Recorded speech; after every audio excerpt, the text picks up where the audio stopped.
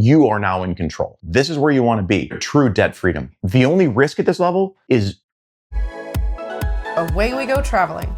Most people think financial independence is a simple switch. You're either working or you're rich and retired. Well, in Morgan Housel's book, The Art of Spending Money, he breaks financial independence down into 15 distinct levels. It goes from level 0, which is total dependence, to level 15, which is an amount of freedom that 99% of the world will never see. But here's the secret. You don't have to hit level 15 to be happy. In fact, level 7 is where your life actually starts changing.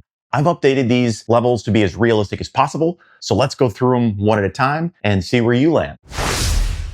All right, we're going to start at the bottom. Phase 1, kind of fragile. Level 0, you're utterly dependent on others. This could be people who are out panhandling and need that kind of money. It could also be somebody who's living off of charity and basically at the whims of what essentially is a cruel world. We don't want to be at this level. Next up from here, you got level 1. You're dependent on your family or your friends. Think dependent children, kids less than 15 who can't work yet. They don't have any opportunities to make money on their own. They're dependent fully on their families for any of their needs. Or if maybe you're an older adult and you rely on charity from your family members to pay for your bills or donations or borrowing things from people where you really don't have any opportunity or intent to pay that back. Level 2, we call partial support. So this is maybe you're a child over 16, still living at home. You're putting some money towards the household or towards your own expenses. But in reality, you're looking for your family to cover most of the big bills, the food and the roof over your head. Or maybe you're a working adult, but you're on government assistance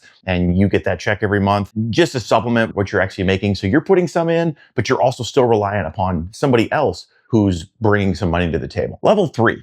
This is where most of the world is going to live. So this is your day-to-day worker. You put in your hours, you make the money you need, you're paying your bills, but more than likely, you're paycheck to paycheck. If you were to lose your job, a crisis would start immediately. You would need to replace that job basically as fast as you could. You're at the whim of either your boss to control your schedule and how much you work and really how much you end up making, or you're at the mercy of, if you're a business owner, the customers and how much they're coming into your business and generating income. So this is kind of a tenuous situation. You're providing for yourself, you're making money, you're making enough to survive, but that's it. All right, after the first initial phases, we have phases 4 through 7, which we're calling the stability phases. So phase 4 is you finally have a little bit of an emergency savings. It doesn't matter what that is, $500, $1,000, $5,000, whatever it is you're comfortable with for that emergency savings.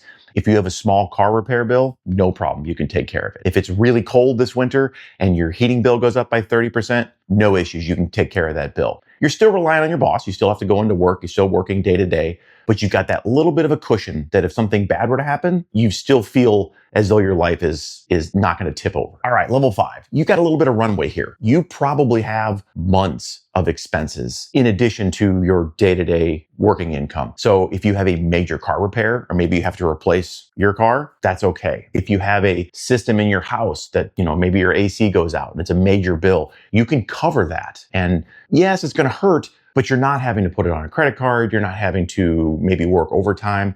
You're not having to find out a place to find that money. You've got that saved up. You've got that runway that makes your life just that much more stable. This level is your first real taste of independence and kind of keeps you from those bad luck situations. If those happen, you're covered. All right, level 6, you're building towards your future. You don't have credit card debt, or at least you don't have a lot of it. You've got your emergency savings. You've got college savings maybe for your kids. You've got a backup fund where you can pull money from. This is where you're starting to build. You can see your retirement savings starting to build. You're funding your 401k. Maybe you're putting money aside separate for that. You're building for your future, not just for today. All right, level 7. This is where we really want to strive to be. We call it the power of no. If you've got a bad boss, if you're in a toxic work environment and you hate your job, remember, you've got months of savings. You've got things that are covering any major expenses. You have that stability underneath your feet. You don't have to endure any bad situations anymore. You can go to your boss and say, no, I'm not doing this anymore. I've built up marketable skills. I'm a great worker. I show up on time. I do all my work. I don't have to deal with this. I've saved money and I'm no longer going to put myself in a bad situation. This is where you want to be. You've provided for yourself. You've built your amount of stability. You've built your savings. And now you're allowing yourself that if you're going to have to work, you're going to work in your environment. You're going to work at something fun for you and something that's not going to cause you stress or cause family issues down the road. You are now in control. This is where you want to be. If you're at level 7, you're crushing it. All right, the next section is phase 3. And it's not so much about income and debt. There's a lot of psychology involved in here.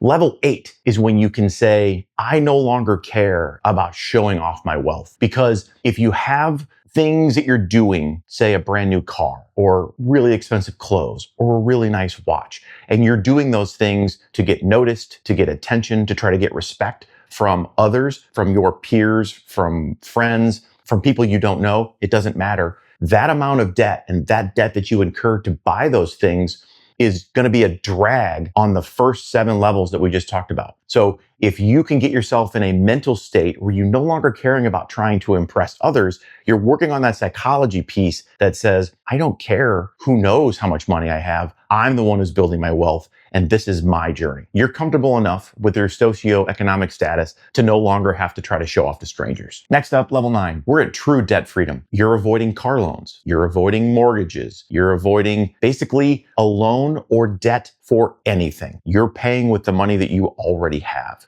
So in this case, remember, any debt you have is essentially something you owe to somebody later on in life, and now they're part of your decision-making process. They get to sort of decide how your future is going to go. We don't want that. So if you're at level 9, you're avoiding all forms of that, and you are now fully in control of your financial life. All right, level 10. This is your level where you basically have at least one full year safety net, where if we have a major recession or you have an incredible medical bill, you could pay those and honestly, not even drop back down below level 5. You've created enough runway for yourself that you could quit your job if you needed to and take some time off.